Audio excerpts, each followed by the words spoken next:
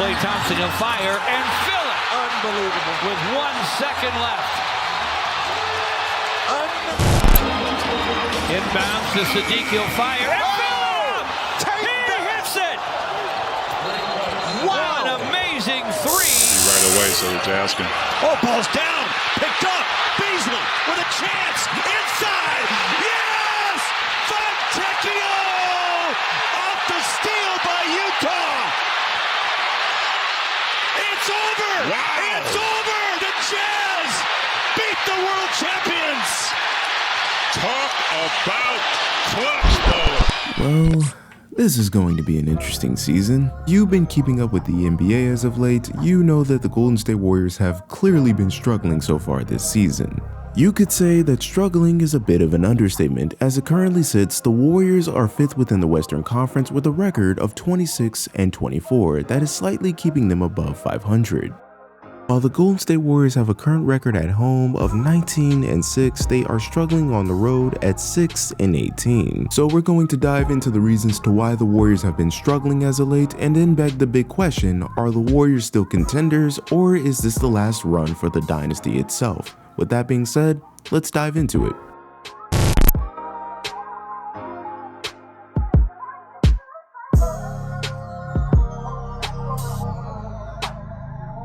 Well, as most people would want to say, let's truly start out with the positives. The Golden State Warriors starting 5, including Steph Curry, Draymond Green, Klay Thompson, Andrew Wiggins, and Kevon Looney, are still some of the best 5-man rotations within the league. And within the numbers itself, they are pretty much being shown to be one of the best offenses within the league still to this day, due to Steph Curry playing like an MVP candidate and still one of the best players in the world, as he's averaging 29 points, 6 assists, and 6 rebounds, on some pretty ridiculous shooting splits, as he's averaging nearly 92% from the free throw line, 61.2% effectively from the field, 42% from 3, and 49% from field goal range, while also having a true shooting percentage of 66%.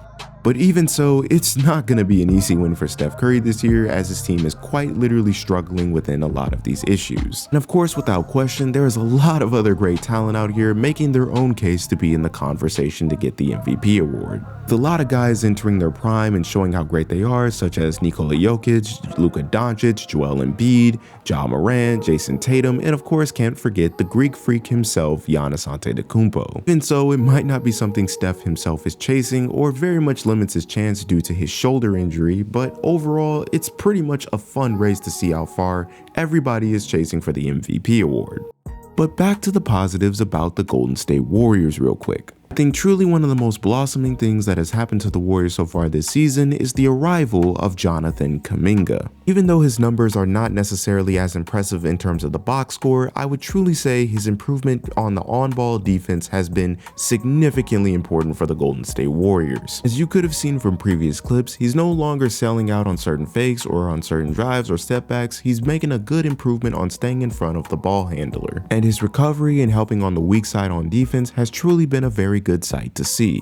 Even though he's shown very good flashes and truly good improvements on the defensive side and truly looking like he can be an all-league defender later on in his career, main problems lie with him on the offensive side, that being mainly his ball handling and obviously sometimes his decision making. And another aspect to his game that partially affects the way that the offense is run for the Warriors is that he's not really that great of a 3-point shooter, as he only attempts nearly 2 a game and is close to shooting 32%. And especially when it comes down to the ball handling side on the offense, it very much struggles when he tries to create off the dribble and tries to go and attack the rim, and eventually it ends up becoming a turnover or him trying to draw a lot of fouls and it doesn't really go anywhere. It just becomes that of a misused opportunity. But it should just be echoed again that Jonathan Kuminga is only 20 years old and he still has a lot of time to grow and learn from these things. It seems like we're going to deal with a lot of growing pains with this young team, as including the number 2 overall pick in James Wiseman. If you've seen a lot of things on Twitter as well, a lot of people have been very critical on how they see James Wiseman's game so far. A lot of people demanding that the front office should immediately trade him as of right now. Not only that, as he was recalled down to the G League on the Santa Cruz Warriors, and he was pretty much putting up decent stat lines, but also very much struggling on the box plus minus side.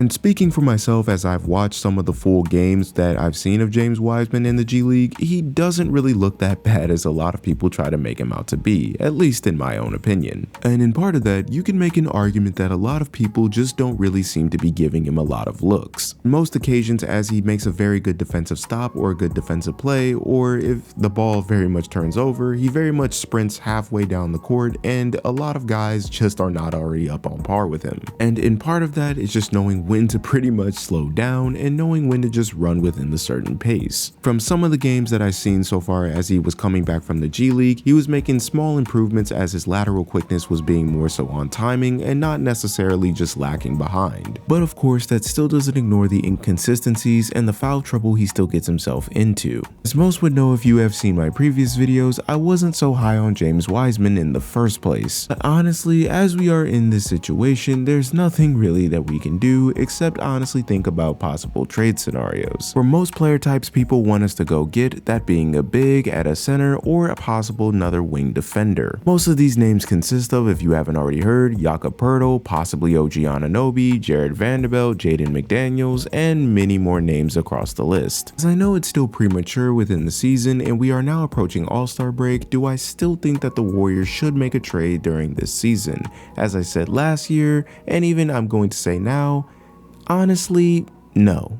Trust me, I get it. I know a lot of people are typing in the comment section and are already coming up with trade scenarios and telling me to give up on these young guys and even future picks as well. And I totally get it. Everybody wants to win and they want to benefit the way the Warriors are right now, but you have to think of the long-term goal as well. Some of the picks that they've picked this year within Patrick Baldwin Jr., Ryan Rollins, and even one that they drafted and stashed so far in Guy Santos, I think these players can truly contribute to being very solid bench players. Because for guys like Ryan Rollins, as I knew they made signings for Ty Jerome and Dante DiVincenzo, it looks like he's honestly gonna probably try to be into that combo guard kind of player. When you see the kind of aggressiveness and the kind of play style that he has to complement a certain offense, it does look like it fits more of a combo guard type of play style, and that can truly initiate and facilitate an offense as well as being a solid defensive player. And then you have someone like Patrick Baldwin Jr., who has shown that he is very much more than capable of being a solid knockdown shooter, and then potentially could grow into a very solid helping on the weak side and recovery defender. I honestly think the main issue with Golden State as of now is just their own inconsistency on defense, and that comes with certain awareness for the whole team as a bench and especially as starters, which is one of them, that being Klay Thompson. Now this guy is truly one of my favorite players of all time and is one of my favorite Warriors without question. Now it's fair to say that Klay Thompson may not be as great as he once was in his prime, but I do think he's still very good for who he is. After his severe injuries, you can tell just by watching him that he's lost a bit of a quick step and a lot of his lateral quickness. As we've seen so far this season, the Warriors had to rest him on certain back-to-backs due to certain knee soreness, and of course resting him for the sake of lessening his injuries. As it currently sits, Klay Thompson is averaging 21 points, nearly 88% from the free throw line, 39% from 3, and 42% from the field, while clocking in nearly 32 minutes per game. But of course, if you look at these numbers on the surface, they don't really look bad themselves or really look that much of shocking. It looks pretty much like he's the same old Klay Thompson as he always once was. But if you really watch the games, you could truly see, as we mentioned before about his defense, it very much is showing that way with some of his awareness and his own shot selection. As you see within this footage, it pretty much looks like he just chucks up a lot of shots and or just isn't necessarily aware of open teammates. On empty possession for the Suns, Thompson stops in transition.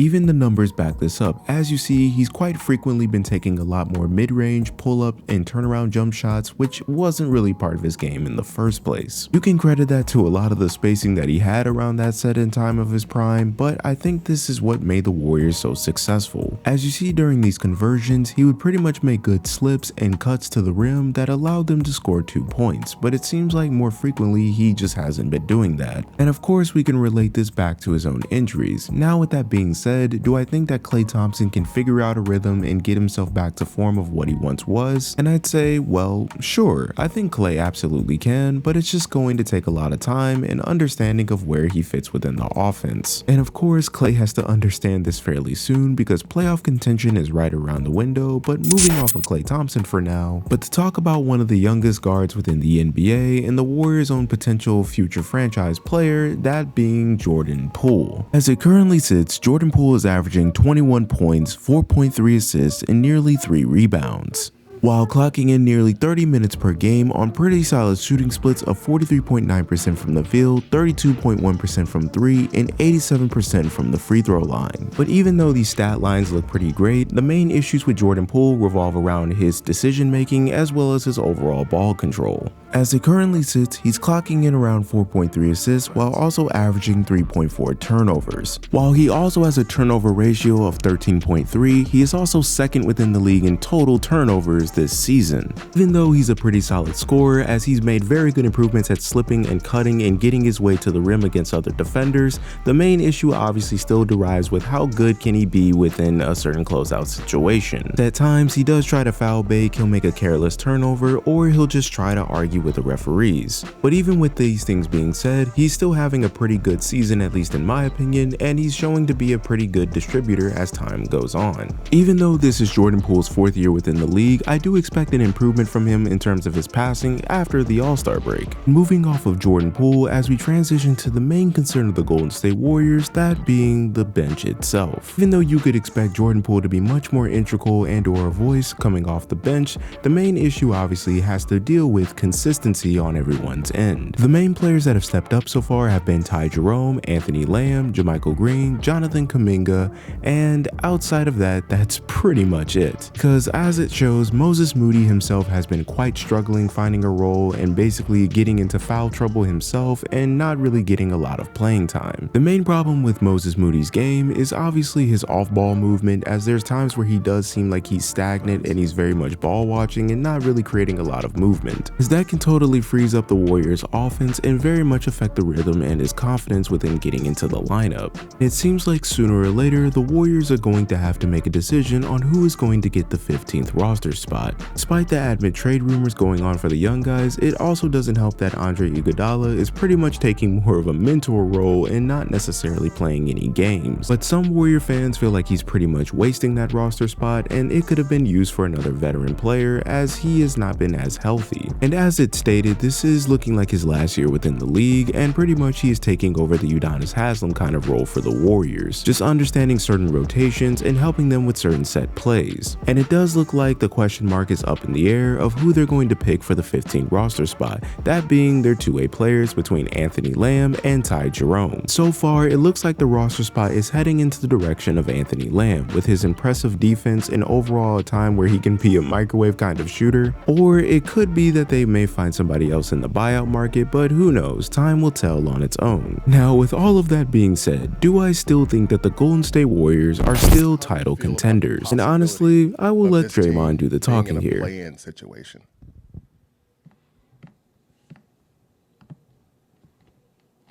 I feel sorry for who's the 1 or 2 seed.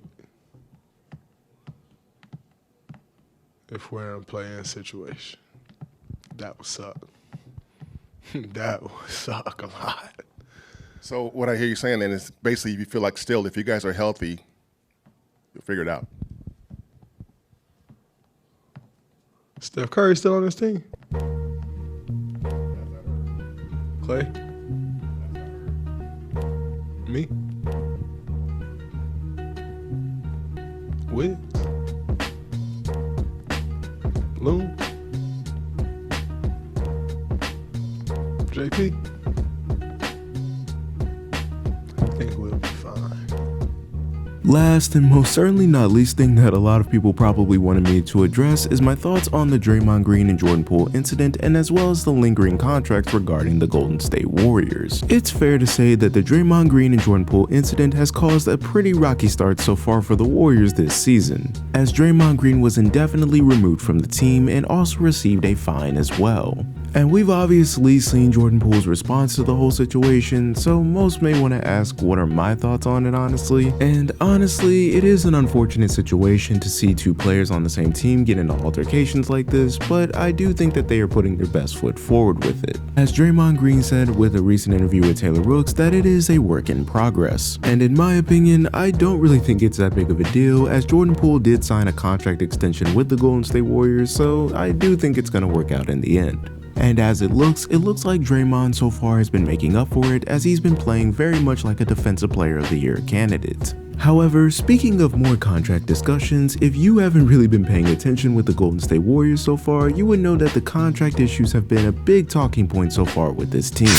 The recent moves that the Golden State Warriors have made so far is signing Jordan Poole to a max extension as well as Andrew Wiggins, re-signing guys like Kevon Looney and bringing on guys like Dante DiVincenzo. Another person on the free agent block for the Golden State Warriors is the general manager Bob Myers, with reports surfacing around that he could be asking out fairly soon and trying to get another contract somewhere else. But honestly, I don't really think anybody's really gonna leave Golden State, and I think that they're truly waiting on the collective bargaining agreement deal. I still think the Warriors will have struggles come playoff time, and probably we will see what this team can be truly made of, but as of right now, that's my answer for how I see this season going so far. To recap again so far as you've made it through this video, no, I don't think the Warriors need a big trade to happen to get better, and yes, the Warriors do need to be very much more consistent going further within the season. That being said, that pretty much concludes it for today's video. So what do you think? Do you think the Warriors need to make a big trade and go out and get a player right now? And if so, who do you think that player should be? Or do you think that everyone is overreacting and is pretty much just freaking out over how far we've been pretty bad this season? If you want more basketball content and any more like this in the future, please be sure to like and share your feelings below, whether you agree or disagree. And if you like to keep up with me, please follow me on other social media links, and please think about subscribing to the channel. With that being said, as always, I'll see you around.